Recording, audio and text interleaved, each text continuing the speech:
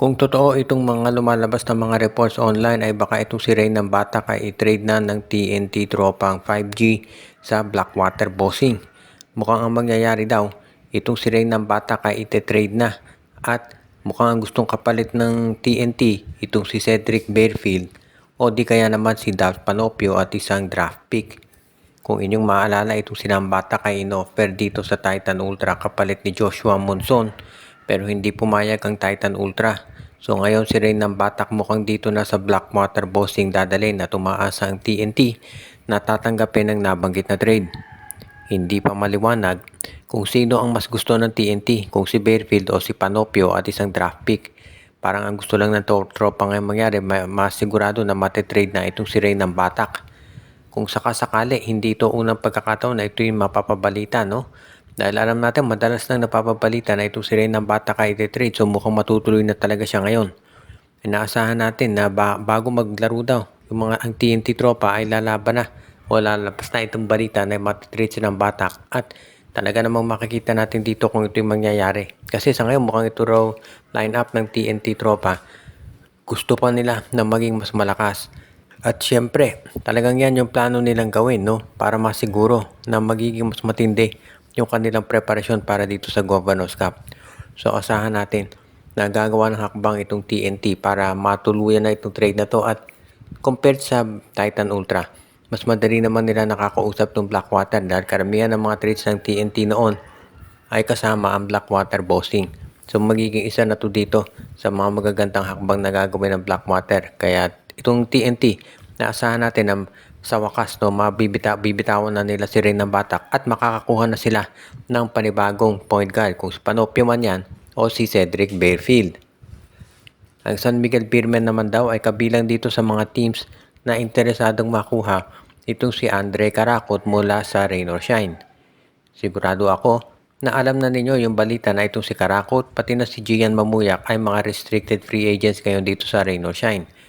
Hanggang sa ngayon, hindi pa sila nagkakasundo sa kontrata at inamin na ni Coach Yeng Giao na papayag silang matrade dito si Karakot o kaya si Mamuyak kung maganda yung offer na makukuha nila.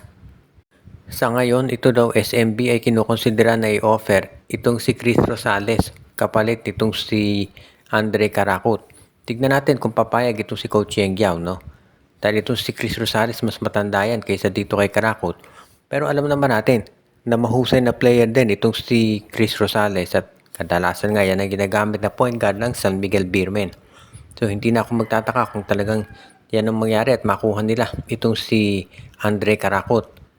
As it is, alam natin na itong San Miguel, matindi yung naging preparasyon para dito sa Governors Cup. Kinuha nga nila si Paulo Hernandez at si Jerica Hanmisi. Pero sa ngayon mukhang ang focus talaga ng SMB naman ay ipakita na sila ay magiging ready na pagdating dito sa pag-acquire kay Andre Karakot para meron pa silang isang point guard na maidadagdag sa kanilang roster. Ang kinakailangan lamang talagang masiguro ay magiging isa sila dito sa mga teams na magiging ready na para sa susunod na magiging preparasyon nila, no? Dahil alam natin na hindi magiging madali para dito sa San Miguel Beermen yung pagkuha kay Karakot. Dahil independent team itong Rain or Shine Elasto Painters, kaya alam natin na magiging concerned din sila dito sa gagawin nilang preparasyon para sa madarating pang araw. Kaya tignan natin kung anong gagawin ngayon ng Rain or Shine Elasto Painters kung papayag sila dito sa gagawing trade offer naman nitong San Miguel Beermen para naman talagang matuloy na yung kanilang release.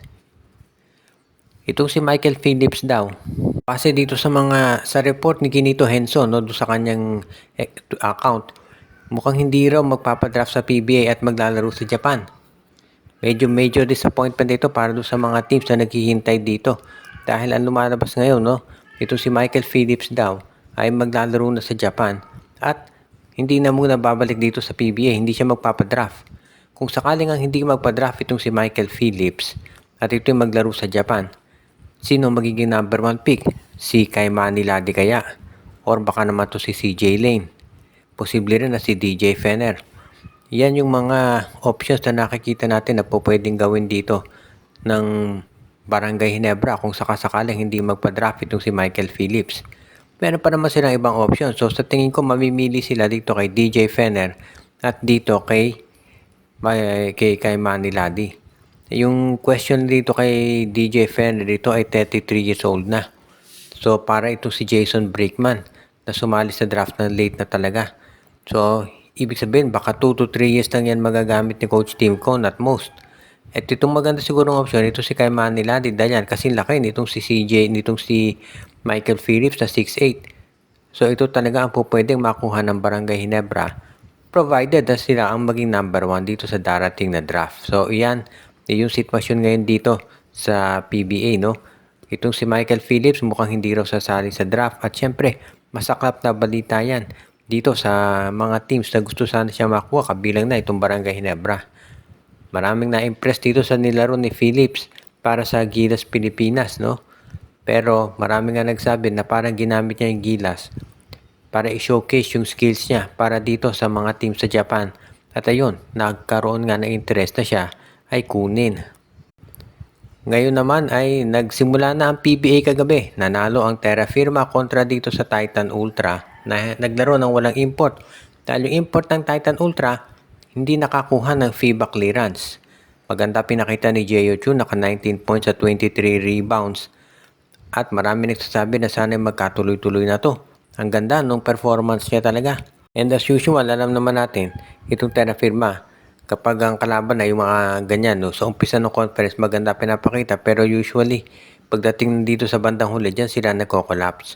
Pero ngayon, tignan natin kung ano mangyayari dito. So far, itong naging impressive din yung import ng Terra Firma at alam natin na maganda yan para dito sa kanila. Ngayon, pagdating naman dito sa future ng Terra Firma, marami pa rin question dyan. Pero so far, itong kay Jeyo Chu, ang ganda nung kanyang pinakita at marami ang mga na-impress talaga dito sa kanyang nilaro. Doon naman sa main game, grabe, tinambakan ng NLEX Road Warriors sa ilalim ni Coach Jimmy Alapag. Itong Macau Giant Pandas ng 39 points. Umabot mga ng 43 yung lamang nila. So, itong Giant Pandas mukhang walang pinagbago. Kung inyo maalala, itong Macau Black Knights, sila rin yung sumali ng last conference na halos hindi manalo-nalo. At ngayon, mukhang mas masama pa, mukhang mas mahina pa yata yung team na pinadala nila. Kinuha nga nila si Kobe lang pero parang wala namang pagbabago na nangyari. At marami tuloy yung nagsasabi na bakit pa kinuha itong Macau Giant Pandas. So, iyan yung naging sitwasyon ngayon dito. Tignan natin kung ano ang gagawin nitong Macau para makapag-adjust sa susunod na laro. Pero para dito kay Jimmy Alapag, ang ganda nito. Ang gandang welcome nitong pagkapanalo nila. At ipinakita talaga na sila ay ready na magkaroon ng magandang resulta dito sa kanilang mga games. Nakita rin natin na kasama pa rin ng coaching staff ng NLEX Road Warriors si Jong Wichiko bilang isang senior deputy advisor. So hindi siya inalis, kasama lang siya doon. Ngayon naman, pagdating dito sa ibang roster changes na NLEX, sa tingin ko wala muna yan. Titignan muna nila kung ano magiging resulta ng mga games.